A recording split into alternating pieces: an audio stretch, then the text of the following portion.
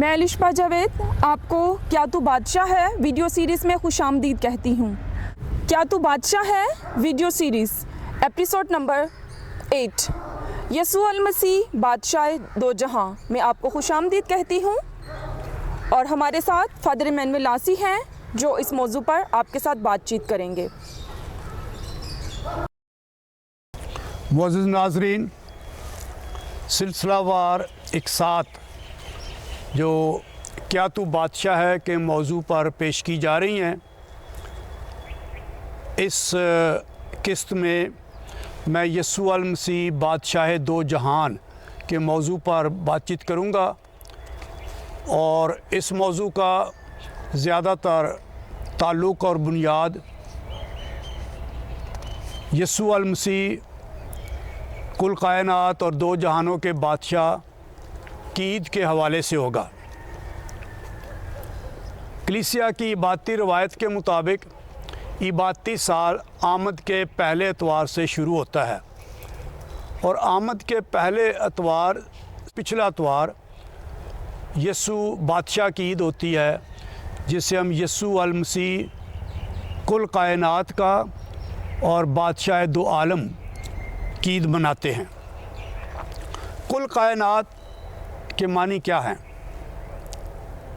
Bible مقدس کا علم الکائنات کوزمولوجی یہ ہے زمین پر، آسمان پر اور زمین کے نیچے، یعنی جو کچھ زمین میں موجود ہے، جیسے ہم انسان ہیں، نباتات ہیں، مال مویشی ہے، کائنات ہے اور بہت ساری چیزیں ہیں۔ پھر آسمان پر جو کچھ بھی خلا میں ہے، جو کچھ بھی آسمانوں میں ہے،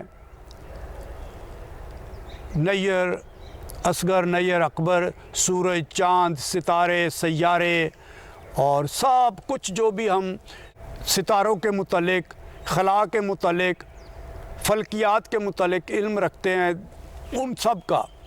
اور تیسرا جز ہے زمین کے نیچے۔ یہ تین جز زمین پر، آسمان پر اور زمین کے نیچے، یہ بائبل مقدس کے علم الکائنات کے تین بہت بڑے جز ہیں۔ تو زمین کے نیچے، پانیوں کے اندر، سطح سمندر سے یا سطح زمین سے نیچے جو کچھ بھی ہے، جو کچھ بھی پانیوں میں ہے، سارا کچھ علم الکائنات کا حصہ ہے، کائنات کا حصہ ہے۔ تو جب ہم یسوع مسیح کو کل کائنات کا بادشاہ کہتے ہیں، تو جو کچھ بھی زمین پر ہے، جو کچھ بھی آسمان پر ہے، جو کچھ بھی زمین کے نیچے ہے، یسوع المسیح اس ساری کائنات کا بادشاہ ہے۔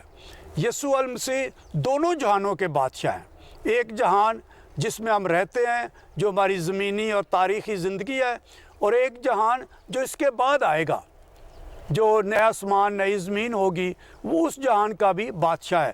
کل کائنات کا بادشاہ ہے، وہ خداوندوں کا خداوند اور بادشاہوں کا بادشاہ ہے۔ تو یسوع المسیح دونوں جہانوں کے بادشاہ ہیں اور کل کائنات کے بادشاہ ہیں۔ یسوع المسیح فرشتوں اور روحوں کے بھی بادشاہ ہیں، موسموں کے بھی بادشاہ ہیں، انسانوں کے، خواتین، مرد، عورت، بچے، بزرگ، خاندانوں کے، ہر شعبہ زندگی کے، سب مذاہب کے اور کل اقوام کے، تمام ممالک کے بادشاہ ہیں۔ مکاشفہ کی کتاب میں بڑے خوبصورت انداز میں جو کچھ بھی پرانے عہد نامے میں خدا سے منسوب تھا، خدا کی الہی خوبیاں، صفات تھیں، وہ ساری کی ساری جو کی تو نئے عہد نامے میں، مکاشفہ کی کتاب میں یسوع المسیح پر لاگو کی جاتی ہیں، یسوع المسیح کو دے دی جاتی ہیں کہ یسوع مسیح بادشاہ ہے۔ خدا باپ نے جو بادشاہ ہے، اس نے یہ سارا اختیار یسوع مسیح کو دیا ہے۔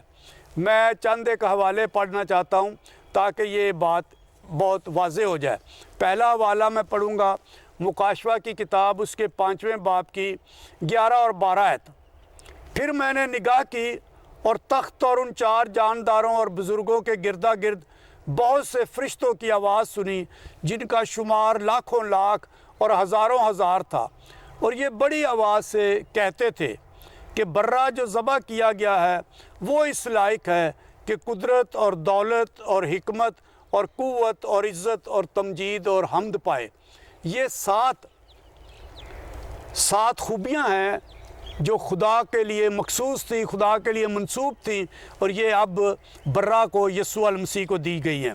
اور پھر مکاشفہ کی کتاب 11 باب کی 15 آیت میں لکھا ہے، اور 7ویں فرشتے نے نرسنگا پھونکا تو آسمان پر بڑی آوازیں یہ کہتی ہوئی آئیں کہ اس دنیا کی بادشاہی ہمارے خداوند اور اس کے مسیح کی ہو گئی ہے، اور وہ ابدالآباد تک بادشاہی کرتا رہے گا۔ مکاشفہ ہی کی کتاب اس کے 7ویں باب کی 14 آیت میں لکھا ہے، وہ برے سے لڑائی کریں گے اور برا ان پر غالب آئے گا، کیونکہ وہ خداوندوں کا خداوند اور بادشاہوں کا بادشاہ ہے۔ اور پھر پولس رسول کی خطوط سے میں 2 حوالے پڑھوں گا۔ کلسیوں کے نام خط 1 باب 16 اور 17 آیت، وہاں لکھا ہے، عروش، سیادتیں اور ریاستیں، حکومتیں، سب چیزیں اسی سے اور اسی کے لیے خلق ہوئی، اور سب چیزیں اسی میں قائم رہتی ہیں۔ اور پھر افسیوں کے نام خط اس کے 1 باب کی 21 آیت میں لکھا ہے، یعنی ہر طرح کی ریاست اور حکومت اور قوت اور سیادت اور ہر ایک نام سے بہت ہی بلند کیا، جو نہ صرف اس جہان میں بلکہ آئندہ جہان میں بھی لیا جاتا ہے، اور سب کچھ اسی کے قدموں کے نیچے کر دیا۔ خدا کی بادشاہی، جس کے متعلق متی کے مطابق انجیل میں خدا کی بادشاہی کے تمثیلوں میں اس کا بھید بیان کیا گیا ہے کہ خدا کی بادشاہی کیا ہے، یہ کیسے بڑھتی ہے، کیسے پھیلتی ہے۔ پھر خدا کی بادشاہی کی مبارک بادیوں میں، پہاڑی واز کے آغاز میں مبارک بادیوں میں متی کے مطابق انجیل اس کے 5 باب میں، اور اس کی قدریں بھی بتائی گئی ہیں۔ بادشاہی کے پھر اعلانات کیے گئے ہیں، بادشاہی کے متعلق پیشن گوئیاں کی گئی ہیں۔ ان سارے حوالوں میں خدا کی بادشاہی کی نوعیت اور اس کے بھید کے متعلق بتایا گیا ہے۔ اس بادشاہی کا انداز اور طریقہ کار کیا ہے؟ یہ بادشاہی حکومت کرنے اور حکومت جتانے کی نہیں بلکہ خدمت کرنے کی ہے۔ یہ بادشاہی اختیار جتانے کی نہیں، دبدبہ اور رعب جتانے کی نہیں بلکہ مساوات کا پرچار کرنے کی ہے۔ یہ بادشاہی خود غرضی کے لیے طور پر دوسروں کا استحصال کرنا، دوسروں کو اپنے مفاد کے لیے استعمال کرنے کی نہیں بلکہ دوسروں میں باہمی محبت بڑھانے کی ہے۔ اور اپنے مفاد کے لیے یہ ظلم اور تشدد کرنے کی نہیں بلکہ دوسرے کی بہتری اور فلاح میں، دوسری کے بھلائی میں خدمت کرنے کی ہے۔ یہ غریبوں، پست حالوں، بے زوروں اور محروموں کی حمایت کرنے میں اور ان کی یگانگت میں، ان کے ساتھ شراکت میں آگے بڑھنے اور اعلان کرنے کی بادشاہی ہے۔ غم خواری رکھنے میں، ہمدردی رکھنے میں، کہ دوسرے کا غم، دوسرے کا دکھ میں اپنے اندر محسوس کروں اور اس کے دکھ کو مٹانے کے لیے، کم کرنے کے لیے، ختم کرنے کے لیے کچھ نہ کچھ کروں۔ یہ ان کی خاطر ظلم کے خلاف آواز لگانے کی بادشاہی ہے، مظلوم کو آزادی دینے کے لیے، محروموں کو رعایت دینے کے لیے، زندگی کی حمایت اور فروغ کرنے کے لیے، اور انسان کا احترام کرنے کے لیے۔ جو ان قدروں پر عمل کرتا اور اپنی معاشرت میں، معمول کی زندگی میں عمل میں لاتا ہے، وہ اس بادشاہی کو پھیلاتا ہے۔ ایک اور نقطہ جو یسوع مسیح کی بادشاہی سے متعلق ہے کہ میری بادشاہی اس دنیا کی مانند نہیں، جس میں تخت اور تاج ہوتا ہے، ملک و مملکت ہوتے ہیں، انتخابات ہوتے ہیں، مقابلے ہوتے ہیں، ہار جیت ہوتی ہے، جنگیں ہوتی ہیں، فوجیں ہوتی ہیں، ٹیکس لیے جاتے ہیں، جیل خانے بھرے جاتے ہیں، سزائیں سنائی جاتی ہیں۔ خدا کی بادشاہی ایسی نہیں۔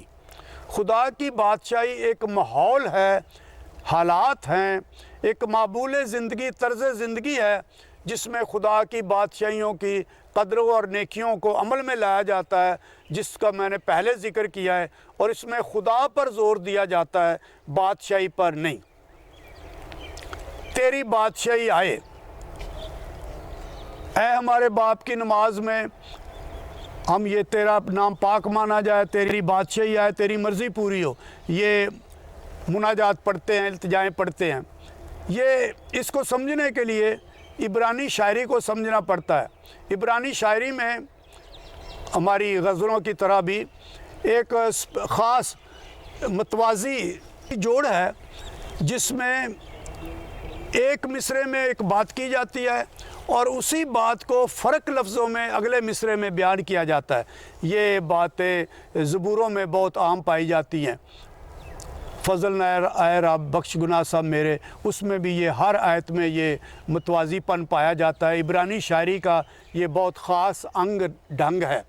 और जब हम ऐ हमारे बाप की नमाज़ पढ़ते हैं और उसमें ये दोहराते हैं कि तेरा नाम पाक माना जाए, तेरी बादशाही आए, तेरी मर्ज़ी पूरी हो, तो इन तीनों का एक ही मानी और मतलब है, मफ़हूम है, सिर्फ़ उसको फ़र्क अल्फाज में अदा किया जाता है।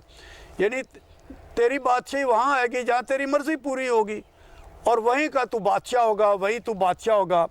तेरी मर्ज़ी पूरी होगी ऐसे जैसे आसमान पर होती है, ज़मीन पर भी हो, और उस वक्त तेरी बादशाही क़याम में आएगी। जब खुदा की मर्ज़ी हमारी ज़िंदगियों में, हमारे ख़ानदान में, हमारे मुल्क में, हमारे पासबानी इलाक़ों में, पैरिशों में होगी, बरादरियों में होगी, रिश्तों और ताल्लुकात में पूरी होगी, तब उसकी बादशाही भी आएगी।